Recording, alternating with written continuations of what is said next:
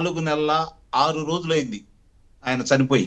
ఉమ్, గమనించుకోండి, 6 సంవత్సరాల 4 నెలల 6 రోజులైంది. మరి పెద్దలు చెప్పినట్లు ఆ రోజు ప్రసార మాధ్యమాల ముందుకొచ్చి మొట్టమొదటగా చెప్పినటువంటి వ్యక్తి విజయసాయి రెడ్డి. ఉమ్, వివేకానంద రెడ్డి గారి గుండెపోటు తోటి చనిపోయాడు అని చెప్పని. ఆ తర్వాత వాళ్ళ ప్రసార మాధ్యమంలో సునీత గారు వచ్చి అభ్యంతరం చెప్పేంత వరకు కూడా దాన్ని గుండెపోటుగానే చిత్రీకరిస్తూ కథనాలు అల్లారు. ఉమ్. మరి ఆ పత్రిక సంపాదకుడు కావచ్చు, మరి ఆ ప్రసార మాధ్యమం చూసే వ్యక్తి కావచ్చు, లేకపోతే భారతిరెడ్డి గారు కావచ్చు, వీళ్ళ ముగ్గురిని విజయసాయి రెడ్డి ఇంతవరకు సిబిఐ వాళ్ళు పిలవాల. ఇది గమనించుకోవాలి. వీళ్ళ కరెక్ట్. నలుగురిని ఎందుకు విచారించలేదు ఉమ్, ఇప్పటి వరకు, వాళ్ళ వాంగ్మూలాలు ఎందుకు తీసుకోలేదు? ఇక్కడ చాలా అనుమానాలకి తావిస్తా ఉంది. మామూలుగా ఏదైతే కర్నూలు వెళ్ళి సిబిఐ వాళ్ళు 3 రోజులు పడిగాపులు కాసి భారతదేశ చరిత్రలో సిబిఐ అనే సంస్థకే మచ్చ తీసుకొచ్చిన విధానం ఆ 3 రోజులు. ఇంతవరకు ఎక్కడా ఎవరిని అదుపులో తీసుకోవాలని వాళ్ళు వెళ్తే రిక్తహస్తాలతోటి వెనక్కి తిరిగి వచ్చిన సందర్భం లేదు. మరి 3 రోజులు అక్కడ సీఎంలనే అరెస్ట్ చేశారు కదా సార్ గతంలో. ఆ సీఎంలనే అరెస్ట్ చేసిన చరిత్ర ఉంది. అట్లాంటిది ఒక ఎంపీని అరెస్ట్ చేయడం సిబిఐకి ఇబ్బంది ఏం కాదు కదా. అదే కదా చెప్పేది. అంటే ఇక్కడ నిస్సందేహంగా కూడా జగన్మోహన్ రెడ్డి వాళ్ళ మనుషులకి సంస్థలు అనుకూలంగా పనిచేసాయని మాత్రం చెప్పడానికి ఎలాంటి మొహమాట పడాల్సిన అవసరం అయితే లేదు. నిస్సందేహంగా 5 సంవత్సరాలు వాళ్ళు ఆడింది ఆట పాడింది పాటగా సాగింది. అందుకనే ఇది ముందుకెళ్ళలేదు. దస్తగిరి ఉదంతం బయటకు వచ్చి వాళ్ళ కుమార్తె సునీత గారు వీరోచితంగా పోరాడుతున్నందువల్ల ఇన్ని విషయాలనే వెలుగు చూపినాయి అయితే నేను అనుకుంటున్నాను. అలాగే రామ్ సింగ్ గారు చేసినటువంటి పరిశోధన సామాన్యమైనది అయితే కాదు. ఆ విచారణ కూడా చాలా చక్కగా చేయటం కూడా జరిగింది. అందుకని ఆయన్ని తొలగించేసి వేరే వాళ్ళని పెట్టించారు. అప్పుడు వాళ్ళ మాట అలా సాగింది. అందుట్లో అనుమానం అయితే లేదు. నిజంగానే ఒక రకంగా చూసుకుంటా ఉంటే సిబిఐ వాళ్ళను కూడా భయపెట్టారు ఆంధ్ర రాష్ట్ర పోలీసులు. ఇది గమనించుకోవాలి. అవును. మరి వాళ్ళు కూడా భయపడ్డారనే మనం భావించాలి. మనకెందుకు అనుకున్నారా, లేకపోతే నిజంగానే వాళ్ళ యొక్క మరి ఏ విధంగా ఎందుకు లొంగిపోయారనేది తదుపరి రేపు పొద్దున ఏం జరిగిద్దో మనం చూడాలి. మరి 6 సంవత్సరాలు 4 నెలల 6 రోజులైనా కూడా ఈ రోజు వరకు సాక్షి అంటే వీరు మరి కేసులు పెట్టారు కదా ఆఫీసర్ల మీద. ఎవరు?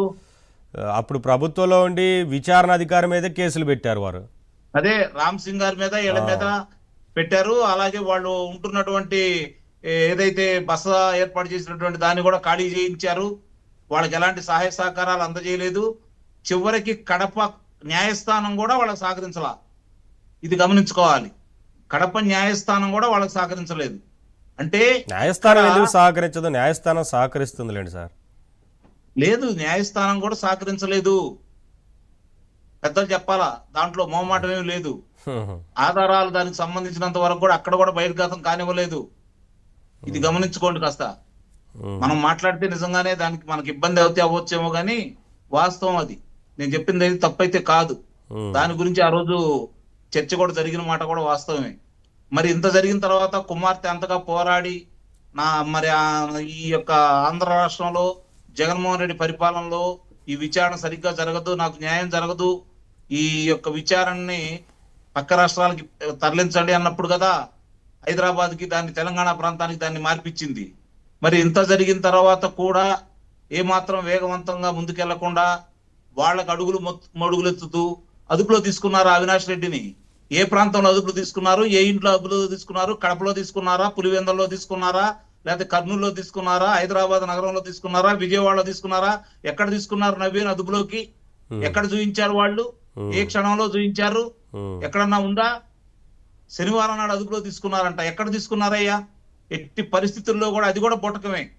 నిస్సందేహంగా చెబుతున్నాను, అది కూడా బొటకమే. చాలా స్పష్టంగా అదుపులో తీసుకుంటే న్యాయస్థానం దగ్గర తీసుకురావాలి. అదుపులో తీసుకోలేదు, అవకాశం ఇచ్చారంటారా? అనేది నిస్సందేహంగా. ఇప్పుడు అదుపులో తీసుకున్నారనుకో, ముందుగా వైద్య పరీక్షలు నిర్వహించాలా, న్యాయమూర్తి దగ్గర తీసుకెళ్లాలా, న్యాయమూర్తి అవకాశం ఇవ్వాలి. అవేమీ లేకుండా స్టేషన్లోనే ఇచ్చినట్టు ఏ స్టేషన్ లో తీసుకెళ్లారు? ఎక్కడిచ్చారు చెప్పానండి. ఇవన్నీ కూడా ప్రజలకు తెలియదు అనుకుంటున్నారు, సమాజం గుర్తించట్లేదు అనుకుంటున్నారు, సమాజం పట్టించుకోవట్లేదు అనుకుంటున్నారు. కానీ అన్ని గమనిస్తానే ఉన్నారు ఈ ప్రజలు. అందుకనే 164 స్థానాలు కూటమికి ఇచ్చారు. 11 స్థానాలకి దాన్ని పరిమితం చేశారు 150 స్థానాల నుంచి. వివేకానంద రెడ్డి హత్య చూసుకున్నా, లేకపోతే జనపల్లి శ్రీనివాసరావు అనే వ్యక్తిని కోడికత్తి శ్రీనివాసం చేసిన, సుధాకర్ గారిని నడుబజార్లో చిత్రహింసలు గురి చేసి ఆయన చనిపోవడానికి కారకులైన, సుబ్రహ్మణ్యాన్ని చంపి ఇంటి ముందు పడవేసిన, మరి తోట చంద్రయ్య నడి బజార్లో పేక కోసి చంపేసిన, అబ్దుల్ సలాం లాంటి వ్యక్తులు ఆత్మహత్య చేసుకున్న, రంగనాయకమ్మ గారు లాంటి వ్యక్తిని, లేదంటే అంకబాబు గారు లాంటి ఒక పాత్రికేయుడిని కూడా వాళ్ళు అర్ధరాత్రి పూట తీసుకెళ్లి ఎడావుడి చేసిన, ఎవ్వరూ ఏమీ పెద్దగా స్పందించలేదు. మాకు అడ్డు ఆపు లేకుండా పోయింది. మేము ఏం చేసినా చెల్లుబాటు అయితే మాకు ఎదురు తిరిగి మాట్లాడే వాళ్ళు ఎవరు, ముందు వాళ్ళని చూపించాం కదా, ఇదే విధంగా చేస్తామని చెప్పని వాళ్ళు చేశారు. మరి ఈ ప్రభుత్వం అధికారంలోకి వచ్చిన తర్వాత కూడా 1 సంవత్సరం 1 నెల ఈ రోజుతో పోల్చుకుంటే 9 రోజులు అవుతా ఉంది. మరి దీనికి సంబంధించిన ఇంకా కొన్ని విషయాల్లో కాస్త ఇప్పుడు విచారణ సంస్థ నిస్సందేహంగా మద్యం కుంభకోణంలో బాగా పనిచేస్తుందని అయితే మనం చెప్పుకోవచ్చు. సత్యవర్ధన్ని సరే, ఇలా అనేక అంశాలు ఉన్నాయి సార్, మనం డిస్కస్ చేద్దాం. నేను ఒకసారి సుధాకర్ రెడ్డి గారితో మాట్లాడిన తర్వాత మళ్ళీ వస్తాను. సార్, సుధాకర్ రెడ్డి గారు ఈ కేసు విషయంలో అంటే ఎందుకు బెయిల్ రద్దు చేయాలి అనే దానికి సంబంధించి